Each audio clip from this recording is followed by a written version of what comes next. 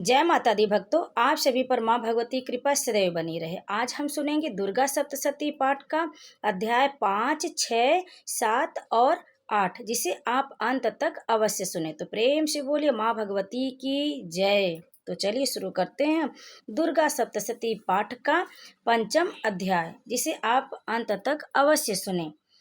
ओम। इस पंचम अध्याय में देवताओं द्वारा देवी की स्तुति, चंड मुंड के मुख से अंबिका के रूप की प्रशंसा सुनकर शुंभ का उसके पास दूत भेजना और दूत का निराश लौटना, तो जिसे आप ध्यान पूर्वक अवश्य सुने।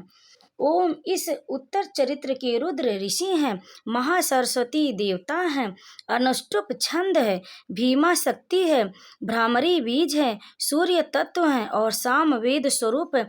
महासरस्वती की प्रसन्नता के लिए उत्तम चरित्र के पाठ में इसका विनियोग किया जाता है, जो अपने कर कमलों में घंटा, शूल, हल, शंख, मूसल, चक्र, धनुष और बाण धारण करती हैं। शरद ऋतु की शोभाएं संपन्न चंद्रमा के समान, जिनकी मनोहर कांति है, जो तीनों लोकों की आधारभूता और शुंभ आदि दैत्यों का नाश करने वाली हैं, तथा गौरी के शरीर से जिनका प्राकट्य हुआ है, उन महासरस्वती देवी का मैं निरंतर भजन करता हूँ। ऋषि कहते हैं, पूर्व काल में शुंभ और निशुंभ नामक असुरों ने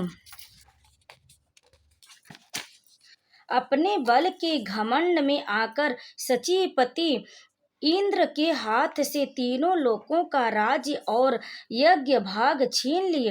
वे ही दोनों सूर्य, चंद्रमा, कुबेर, यम और वरुण के अधिकार का भी प्रयोग करने लगे।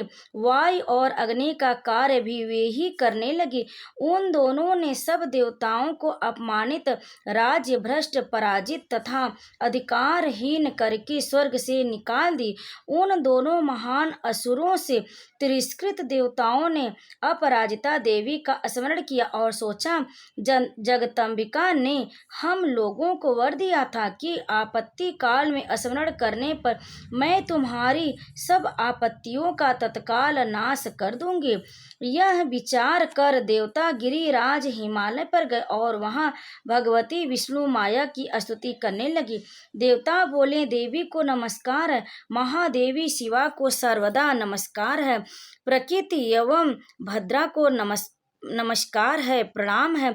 हम लोग नियम पूर्वक जगदम्बिका को नमस्कार करते हैं। रुद्रा को नमस्कार है, नित्या, गौरी एवं धात्री को बार बार नमस्कार है। ज्योतिषमयी, चंद्र रूपिणी एवं सुख स्वरूपा देवी को सतत प्रणाम है। शरणागतों का कल्याण करने वाली वृद्धि एवं सिद्धि रूपा देवी को हम बारंबार नमस्कार करते हैं। नेत्रदृष्टि, राक्षसों की लक्ष्मी, राजाओं की लक्ष्मी तथा सर्वाणी शिव पत्नी स्वरूपा आप जगदम्बिका को बार बार नमस्कार है। दुर्गा, दुर्गपारा, दुर्गम, संकट से पार उतारने वाली, सारा सबकी सारभूता, सर्व कारणी, ख्याति, कृष्णा और द्रुमा देवी को सर्वदा नमस्कार। अत्यंत सौम्य तथा अत्यंत रौद्र रूपा देवी को हम नमस्कार करते हैं। अत्यंत सौम्य तथा अत्यंत रौद्र रूपा देवी को हम नमस्कार करते हैं, उन्हें हमारा बारंबार प्रणाम है। जगत की आधारभूता कृति देवी को बारंबार नमस्कार। जो देवी सब प्राणियों में विष्णु माया के नाम से कही जाती हैं, उनको नमस्कार, उनको नमस्कार, उनको बारंबार नमस्कार है। जो देवी सब प्राणियों में चेतना कहलाती, उनको नमस्कार, उनको नमस्कार, उनको बारंबार नमस्कार। जो देवी सब प्राणियों में बुद्धि रूप से स्थित है, उनको नमस्कार, उनको नमस्कार, उनको बारंबार नमस्कार है। जो देवी सब प्राणियों में निद्रा रूप से स्थित है, उनको नमस्कार, उनको नमस्कार, उनको बारंबार नमस्कार। जो देवी सब प्राणियों में क्षुधा रूप से स्थित है, उनको नमस्कार, उनको नमस्कार, उनको बारंबार नमस्कार। जो देवी सब प्राणियों में छाया रूप से स्थित हैं उनको नमस्कार, उनको नमस्कार, उनको बारंबार नमस्कार। जो देवी सब प्राणियों में शक्ति रूप से स्थित है उनको नमस्कार, उनको नमस्कार, उनको बारंबार नमस्कार। जो देवी सब प्राणियों में तृष्णा रूप से स्थित है उनको नमस्कार, उनको नमस्कार, उनको बारंबार नमस्कार। जो देवी सब प्राणियों में शांति क्षमा रूप से स्थित हैं उनको नमस्कार, उनको नमस्कार, उनको बारंबार नमस्कार। जो देवी सब प्राणियों में जाति रूप से स्थित है उनको नमस्कार, उनको नमस्कार, उनको बारंबार नमस्कार। जो देवी सब प्राणियों में लज्जा रूप से स्थित है उनको नमस्कार। जो देवी सब प्राणियों में लज्जा रूप से स्थित उनको नमस्कार, उनको नमस्कार, उनको बारंबार नमस्कार। जो देवी सब प्राणियों में शांति रूप से स्थित उनको नमस्कार, उनको नमस्कार, उनको बारंबार नमस्कार। जो देवी सब प्राणियों में श्रद्धा रूप से स्थित उनको नमस्कार, उनको नमस्कार, उनको बारंबार नमस्कार। जो देवी सब प्राणियों में कांति रूप से स्थित उनको नमस्कार, उनको नमस्कार, उनको बारंबार नमस्कार। जो देवी सब प्राणियों में लक्ष्मी रूप से स्थित है उनको नमस्कार, उनको नमस्कार, उनको बारंबार नमस्कार है। जो देवी सब प्राणियों में वृत्ति रूप से स्थित उनको नमस्कार, उनको नमस्कार, उनको बारंबार नमस्कार। जो देवी सब प्राणियों में स्मृति रूप से स्थित उनको नमस्कार, उनको नमस्कार, उनको बारंबार नमस्कार। जो देवी सब प्राणियों में दया रूप से स्थित उनको नमस्कार, उनको नमस्कार, उनको बारंबार नमस्कार। जो देवी सब प्राणियों में तुष्टि रूप से स्थित उनको नमस्कार, उनको नमस्कार, उनको नमस्कार है, उनको बारंबार नमस्कार। जो देवी सब प्राणियों में माता रूप से स्थित है उनको नमस्कार, उनको नमस्कार, उनको बारंबार नमस्कार। जो देवी सब प्राणियों में भ्रांति रूप से स्थित उनको नमस्कार, उनको नमस्कार, उनको बारंबार नमस्कार। जो जीवों के इंद्रिय वर्ग की अधिष्ठात्री देवी एवं सब प्राणियों में सदा व्याप्त रहने वाले उन व्याप्त देवी को बारंबार नमस्कार। जो देवी चैतन्य रूप से इस संपूर्ण जगत को व्याप्त करके स्थित है उनको नमस्कार, उनको नमस्कार, उनको बारंबार नमस्कार। पूर्व काल में अपने अभिष्ट की प्राप्ति होने से देवताओं ने जिनकी स्तुति की तथा देवराज इंद्र ने बहुत दिनों तक जिनका सेवन किया वह कल्याण की साधना भूता ईश्वरी हमारी कल्याण और मंगल करे तथा सारी आपत्तियों का नाश कर डाले। उदंड दैत्यों से सताए हुए सब हम सभी देवता जिन परमेश्वरी को इस समय नमस्कार करते हैं तथा जो भक्ति से विनम्र पुरुषों द्वारा स्मरण की जाने पर तत्काल संपूर्ण विपत्तियों का नाश कर देती वे जगदम्बिका हमारा संकट दूर करे। ऋषि कहते हैं राजन, इस प्रकार जब देवता स्तुति कर रहे थे उस समय पार्वती देवी गंगा जी के जल में स्नान करने के लिए वहां आईं। उन सुंदर भावों वाली भगवती ने देवताओं से पूछा, आप लोग यहाँ किसकी स्तुति करते हैं? तब उन्हीं की शरीर कोश से प्रकट हुई शिवा देवी बोली, शुंभ दैत्य से तिरस्कृत और युद्ध में निशुंभ से पराजित हो यहाँ एकत्रित हुए ये समस्त देवता यह मेरी ही स्तुति कर रहे हैं। पार्वती जी के शरीर कोश से अंबिका का प्रादुर्भाव हुआ, इसलिए वे समस्त लोकों में कौशिकी कही जाती है। कौशिकी के प्रकट होने के बाद पार्वती देवी का शरीर काले रंग का हो गया, अतः वे हिमालय पर रहने वाली कालिका देवी के नाम से विख्यात हुई। तदंतर शुंभ निशुंभ के भृत्य चंड मुंड वहां आए और उन्होंने परम मनोहर रूप धारण करने वाली अंबिका देवी को देखा। फिर वे परम शुंभ के पास जाकर बोली, महाराज, एक अत्यंत मनोहर स्त्री है जो अपनी दिव्य कांति से हिमालय को प्रकाशित कर रही है। वैसा उत्तम रूप कहीं किसी ने नहीं देखा होगा। असुरेश्वर, पता लगाइए वह देवी कौन और उसे ले लीजिए। स्त्रियों में तो वह रत्न है, उसका प्रत्येक अंग बहुत ही सुंदर तथा वह अपने श्री अंगों की प्रभा से संपूर्ण दिशाओं में प्रकाश फैला रही है। दैत्यराज, अभी वह हिमालय पर ही मौजूद है, आप उसे देख सकते हैं। प्रभु, तीनों लोकों में मणि, हाथी और घोड़े आदि जितने भी रत्न हैं वे सब इस समय आपके घर में शोभा पाते। हाथियों में रत्नभूत ऐरावत, यह परिजात का वृक्ष और वह उच्च श्रवा घोड़ा, यह सब आपने इंद्र से ले लिया है। हंसों से जुता हुआ यह विमान भी आपके आंगन में शोभा पाता है। यह रत्नभूत अद्भुत विमान जो पहले ब्रह्मा जी के पास था, अब आपके यहाँ लाया गया है। यह महापाद नामक निधि आप कुबेर से छीन लिए। समुद्र ने भी आपको किंजलिनी नाम की माला भेंट की है, जो केसरों से सुशोभित है और जिसके कमल कभी कुम्हलाते नहीं। सुवर्ण की वर्षा करने वाला वरुण का छत्र भी आपके घर में शोभा पाता है, तथा यह श्रेष्ठ रथ जो पहले प्रजापति के अधिकार में था, अब आपके पास मौजूद है। दैत्येश्वर मृत्यु की उत्क्रांतिता नाम वाली शक्ति भी आपने छीन ली है, तथा वरुण का पास और समुद्र में होने वाले सब प्रकार के रत्न आपके भाई निशुंभ के अधिकार में है। अग्नि ने भी स्वतः शुद्धि के किए हुए 2 वस्त्र आपकी सेवा में अर्पित किए हैं। दैत्यराज, इस प्रकार सभी रत्न आपने एकत्र कर लिए। फिर जो यह स्त्रियों में रत्न रूप कल्याणमयी देवी हैं, इसे आप क्यों नहीं अपने अधिकार में कर लेते। ऋषि कहते हैं, चंड मुंड का यह वचन सुनकर शुंभ ने महादैत्य सुग्रीव को दूत बनाकर देवी के पास भेजा और कहा, तुम मेरी आज्ञा से उसके सामने ये बातें कहना और ऐसा उपाय करना जिससे प्रसन्न होकर वह शीघ्र ही यहाँ आ जाए। वह दूत पर्वत के अत्यंत रमणीय प्रदेश में जहाँ देवी मौजूद थी गया और मधुर वाणी में कोमल वचन बोला। दूत बोला, देवी, दैत्यराज शुंभ इस समय तीनों लोकों के परमेश्वर है। मैं उन्हीं का भेजा हुआ दूत हूँ और यहाँ तुम्हारे ही पास आया हूँ। उनकी आज्ञा सदा सब देवता एक स्वर से मानते हैं, कोई उनका उल्लंघन नहीं कर सकता। वे संपूर्ण देवताओं को परास्त कर चुके हैं। उन्होंने तुम्हारे लिए जो संदेश भेजा उसे सुनो। संपूर्ण त्रिलोकी मेरे अधिकार में है, देवता भी मेरी आज्ञा के अधीन चलते हैं। संपूर्ण यज्ञों के भागों को मैं ही पृथक पृथक भोगता हूँ। तीनों लोकों में जितने श्रेष्ठ रत्न हैं वे सब मेरे अधिकार में। देवराज इंद्र का वाहन ऐरावत जो हाथियों में रत्न के समान है, मैंने छीन लिया। क्षीर सागर का मंथन करने से जो अश्वरत्न उच्च श्रवा प्रकट हुआ तो उसे देवताओं ने मेरे पैरों पर पड़कर समर्पित किया है।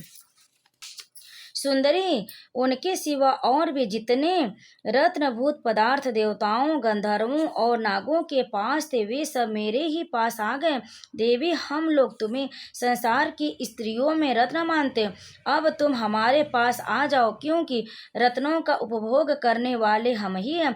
चंचल कटाक्षों वाली सुंदरी, तुम मेरी या मेरे भाई महापराक्रमी निशुंभ की सेवा में आ जाओ, क्योंकि तुम रत्न स्वरूपा हो। मेरी वर्ण करने से तुम्हारे तुलना रहित महान ईश्वर की प्राप्ति होगी। अपनी बुद्धि से यह विचार कर तुम मेरी पत्नी बन जाओ। ऋषि कहते हैं, दूत के यूं कहने पर कल्याणमयी भगवती दुर्गा देवी जो इस जगत को धारण करती मन ही मन गंभीर भाव से मुस्कुराई और इस प्रकार बोली। देवी ने कहा, दूत, तुमने सत्य कहा, इसमें तनिक भी मिथ्या नहीं है। शुंभ तीनों लोकों का स्वामी और निशुंभ भी उसी के समान पराक्रमी है, किंतु इस विषय में मैंने जो प्रतिज्ञा कर ली उसे मिथ्या कैसे करूं। मैंने अपनी अल्प बुद्धि के कारण पहले से जो प्रतिज्ञा कर रखी उसे सुनो। जो मुझे संग्राम में जीत लेगा, जो मेरे अभिमान को चूर्ण कर देगा तथा संसार में जो मेरे समान बलवान होगा वही मेरा स्वामी होगा। इसलिए शुंभ तथा महादैत्य निशुंभ स्वयं ही यहाँ पधारे और मुझे जीत कर शीघ्र ही मेरा प्राणी ग्रहण कर ले। इसमें विलंब की क्या आवश्यकता है। दूत बोला, देवी, तुम घमंड में भरे हो, मेरे सामने ऐसी बातें न करो। तीनों लोकों में कौन ऐसा पुरुष है जो शुंभ निशुंभ के सामने खड़ा हो सके। देवी, अन्य देवताओं के सामने भी सारे देवता युद्ध में नहीं ठहर सके, फिर तुम अकेली स्त्री होकर कैसे ठहर सकती हो। जिन शुंभ आदि दैत्यों के सामने इंद्र आदि सब देवता भी युद्ध में खड़े नहीं हुए, उनके सामने तुम स्त्री होकर कैसे जाओगी। इसलिए तुम मेरे ही कहने से शुंभ निशुंभ के पास चली चलो। ऐसा करने से तुम्हारे गौरव की रक्षा होगी। अन्यथा जब वे केस पकड़कर घसीटेंगे तब तुम्हें अपनी प्रतिष्ठा खोकर जाना पड़ेगा। देवी ने कहा, तुम्हारा कहना ठीक है। शुंभ बलवान है और निशुंभ भी बड़े पराक्रमी है, किंतु क्या करूं, मैंने पहले बिना सोचे समझे प्रतिज्ञा कर ली। अब तुम जाओ, मैंने तुमसे जो कुछ कहा है वह सब दैत्य राज से आदर पूर्वक कहना, फिर वे जो उचित जान पड़े करें। इस प्रकार देवी महात्म्य दुर्गा सप्तशती पाठ का 5वां अध्याय पूर्ण हुआ। अब सुनिए 6वां अध्याय, इसमें धूम्रलोचन वध, जिसे आप ध्यान पूर्वक पूरा सुने। मैं सर्वज्ञेश्वर भैरव की अंग में निवास करने वाली परमोत्कृष्ट पद्मावती देवी का चिंतन करता हूँ। वे नागराज के आसन पर बैठी हैं। नागों के फड़ों से सुशोभित होने वाली मणियों की विशाल माला से उनकी देह लता उद्भासित हो रही है। सूर्य के समान उनका तेज, तीर नेत्र उनकी शोभा बढ़ा रहे।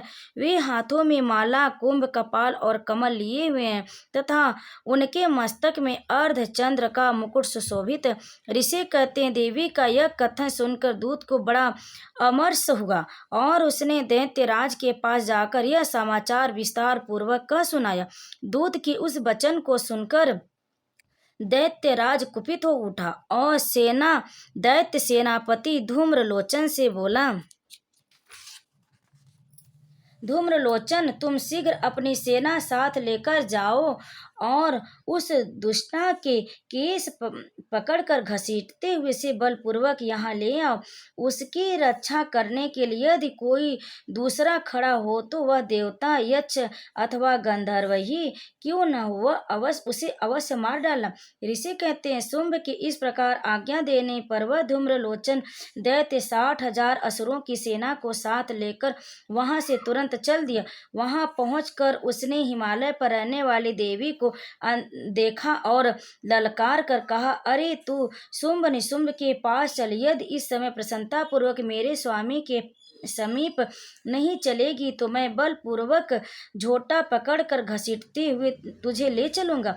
देवी बोली, तुझे दैत्यों के राजा ने भेजा, तुम स्वयं ही बलवान हो और तुम्हारे साथ विशाल सेना भी। ऐसी दशा में यदि मुझे बलपूर्वक ले चलोगे तो मैं तुम्हारा क्या कर सकती हूँ। ऋषि कहते हैं, देवी के यूं कहने पर असुर धूम्रलोचन उनकी ओर दौड़ा और अंबिका ने हूँ शब्द के उच्चार मात्र से उसे भस्म कर दिया। फिर तो क्रोध में भरी हुई दैत्यों की विशाल सेना और अंबिका ने एक दूसरे पर तीखे सहायकों, शक्तियों तथा फरसों की वर्षा आरंभ की। इतने में ही देवी का वाहन सिंह क्रोध में भरकर भयंकर गर्जना करके गर्दन के बालों को हिलाता हुआ असुरों की सेना में कूद पड़ा। उसने कुछ दैत्यों की पंजों को मार से, कितनों को अपने जबड़ों से और कितने ही महादैत्यों को पटक कर ऊंट की दाढ़ों से घायल करके मार डाला। उस सिंह ने अपने नखों से कितनों के पेट फाड़ डाले और थप्पड़ मारकर कितनों के सिर धड़ से अलग कर दिए। कितनों की भुजाओं और मस्तक काट डाले तथा अपनी गर्दन के बाल हिलाते हुए उसने दूसरे दैत्यों के पेट फाड़कर उनका रक्त चूस लिया। अत्यंत क्रोध में भरे हुए देवी के वाहन उस महाबली सिंह ने क्षण भर में ही असुरों की सारी सेना का संहार कर डाला। शुंभ ने जब सुना कि देवी ने धूम्रलोचन असुर को मार डाला तथा उसके सिंह ने सारी सेना का सफाया कर डाला, तब उस दैत्यराज को बड़ा क्रोध हुआ। उसका होठ कांपने लगा। उसने चंड और मुंड नामक 2 महादैत्यों को आज्ञा दी, हे चंड और हे मुंड, तुम लोग बहुत बड़ी सेना लेकर वहां जाओ। उस देवी की झोटे पकड़कर अथवा उसे बांधकर शीघ्र यहाँ ले आओ। यदि इस प्रकार उसको लाने में संदेह हो तो युद्ध में सब प्रकार के अस्त्र शस्त्रों का तथा समस्त आसुरी सेना का प्रयोग करके उसकी हत्या कर डालना। उस दुष्ट की हत्या होने तथा सिंह के भी मारे जाने पर उस अंबिका को बांध कर साथ ले शीघ्र ही लौट आना। जय माता दी। देवी दुर्गा सप्तशती पाठ का 6वां अध्याय पूर्ण हुआ। अब आइए सुनते हैं 7वां अध्याय। मैं मातंगी देवी का ध्यान करता हूँ। वे रत्नमय सिंहासन पर बैठकर पढ़ते हुए तोते का मधुर शब्द सुन रही हैं। उनके शरीर का वर्ण श्याम है। वे अपना एक पैर कमल पर रखे हुए हैं और मस्तक पर अर्धचंद्र धारण करती तथा कहार पुष्पों की माला धारण किए बीड़ा बजाती हैं। उनके अंग में कसी हुई चोली शोभा पाती है। वे लाल रंग की साड़ी पहने हाथ में शंखमय पात्र लिए हुए, उनके वदन पर मधु का हल्का हल्का प्रभाव जान पड़ता और ललाट में वेदी शोभा दे रही थी। ऋषि कहते तदंतर शुंभ की आज्ञा पाकर वे चंड मुंड आदि दैत्य चतुरंगड़ी सेना के साथ अस्त्र शस्त्रों से सुसज्जित हो चल दिए। फिर गिरिराज हिमालय के सुवर्ण में उच्च शिखर पर पहुंचकर उन्होंने सिंह पर बैठी देवी को देखा। वे मंद मंद मुस्कुरा रही थी। उन्हें देखकर दैत्य लोग तत्परता से पकड़ने का उद्योग करने लगे। किसी ने धनुष तान लिया, किसी ने तलवार संभाली और कुछ लोग देवी के पास आकर खड़े हो गए। तब अंबिका ने उन शत्रुओं के प्रति बड़ा क्रोध किया। उस समय क्रोध के कारण उनका मुख काला पड़ गया, ललाट में भौवें टेढ़ी हो गई और वहां तुरंत विकराल मुखी काली प्रकट हुई जो तलवार और पास लिए हुए थी। वे विचित्र खंडवांग धारण किए और चीते के चर्म की साड़ी पहने नर मुंडों की माला से सुशोभित थी। उनके शरीर का मांस सूख गया था, केवल हड्डियों का ढांचा था जिससे वे अत्यंत भयंकर जान पड़ती थी। उनका मुख विशाल, बहुत विशाल था। जीभ लपलपाने के कारण वे और भी डरावनी प्रतीत होती थी। उनकी आंखें भीतर को धंसी हुई और कुछ लाल थी। वे अपनी भयंकर गर्जना से संपूर्ण दिशाओं को गुजार रही थी। बड़े बड़े दैत्यों का वध करती हुई वे कालिका देवी बड़ी वेग से दैत्यों की उन सेना पर टूट पड़ी और उन सबको भक्षण करने लगी। वे पार्श्व रक्षकों, अंकुशधारी महावतों, योद्धाओं और घंटा सहित कितने ही हाथियों को एक ही हाथ में पकड़कर मुख में डाल लेती थी। इस प्रकार घोड़े, रथ और सारथी साथ रथी सैनिकों को मुख में डालकर वे उन्हें बड़ी भयानक रूप से चबा डालती थी। किसी के बाल पकड़ लेती, किसी का गला दबा देती, किसी को पैरों से कुचल डालती और किसी को छाती के धक्के से गिराकर मार डालती। वे असुरों को छोड़े हुए बड़े बड़े अस्त्र शस्त्र मुंह से पकड़ लेती और रोम से भरकर उनको दांतों से पीस डालती थी। काली ने बलवान एवं दुरात्मा दैत्यों की वह सारी सेना रौंद डाली, खा डाली और कितनों को मार भगाया। कोई तलवार के घाट उतारे गए, कोई खड़ंग वांग से पीटे गए और कितने ही असुर दांतों की अग्रभाग से कुचले जाकर मृत्यु को प्राप्त हुई। इस प्रकार देवी ने असुरों की उस सारी सेना को क्षण भर में मार गिराया। यह देख चंड उन अत्यंत भयानक काली देवी की ओर दौड़ा तथा महादैत्य मुंड ने भी अत्यंत भयंकर बाणों की वर्षा से तथा हजारों बार चढ़ाए हुए चक्रों के उन भयानक नेत्रों वाली देवी को आच्छादित कर दिया। वे अनेकों चक्र देवी की मुख में समाते हुए ऐसे जान पड़े मानो सूर्य के बहुतेरे मंडल बादलों के उदर में प्रवेश कर रहे हों। तब भयंकर गर्जना करने वाली काली ने अत्यंत रोष से भरकर विकट अट्टहास किया। उस समय उनके विकराल वदन के भीतर कठिनता से देखे जा सकने वाले दांतों की प्रभा से वे अत्यंत उज्जवल दिखाई देती थी। देवी ने बहुत बड़ी तलवार हाथ में ले का उच्चारण करके चंड पर धावा किया और उसके केस पकड़कर उसे तलवार से उसका मस्तक काट डाला। चंड को मारा गया देखकर मुंड भी देवी की ओर दौड़ा। तब देवी ने रोष में भरकर उसे भी तलवार से घायल करके धरती पर सुला दिया। महापराक्रमी चंड और मुंड को मारा हुआ देख मरने से बची हुई बाकी सेना भय से व्याकुल हो चारों ओर भागने लगी। तदंतर काली ने चंड और मुंड का मस्तक हाथों में ले चंडिका के पास जाकर प्रचंड अट्टहास करते हुए कहा, देवी, मैंने चंड और मुंड नामक इन दो महापशुओं को तुम्हें भेंट किया। अब युद्ध यज्ञ में तुम शुंभ और निशुंभ स्योम ही वध करना। ऋषि कहते हैं, वहां लाए हुए उन चंड मुंड नामक महादैत्यों को देखकर कल्याणमयी चंडी ने काली से मधुर वाणी में कहा, देवी तुम चंड और मुंड को लेकर मेरे पास आई हो, इसलिए संसार में चामुंडा के नाम से तुम्हारी ख्याति होगी। जय माता दी। इस प्रकार दुर्गा सप्तशती के 7वें अध्याय में चंड मुंड वध नामक 7वां अध्याय पूर्ण हुआ। तो प्रेम से बोलिए जय माता दी। तो प्रेम से बोलिए जय माता दी। भक्तों, दुर्गा सप्तशती का इतना अध्याय पूर्ण हुआ। अब आइए माता से दुर्गा क्षमा प्रार्थना करते हैं। जो भी हमसे अनजाने में भूल हुई हो उसके लिए माँ भगवती हमें क्षमा करें। हे परमेश्वरी, मेरे द्वारा रात दिन सहस्त्रों अपराध होते रहते, यह मेरा दास यूं समझकर मेरे उन अपराधों को तुम कृपा पूर्वक क्षमा करो। परमेश्वरी, मैं आवाहन नहीं जानता, विसर्जन करना नहीं जानता तथा पूजा करने का ढंग भी नहीं जानता। क्षमा करो देवी सुरेश्वरी, मैंने जो मंत्रहीन, क्रियाहीन और भक्तिहीन पूजन किया वह सब आपकी कृपा से पूर्ण। सैकड़ों अपराध करके जो भी तुम्हारी शरण में जाकर जगदम्बिका कहकर पुकारता है उसे वह गति प्राप्त होती जो ब्रह्मादि देवताओं के लिए भी सुलभ नहीं है। जगदम्बिके, मैं अपराधी हूँ किंतु तुम्हारी शरण में आया हूँ।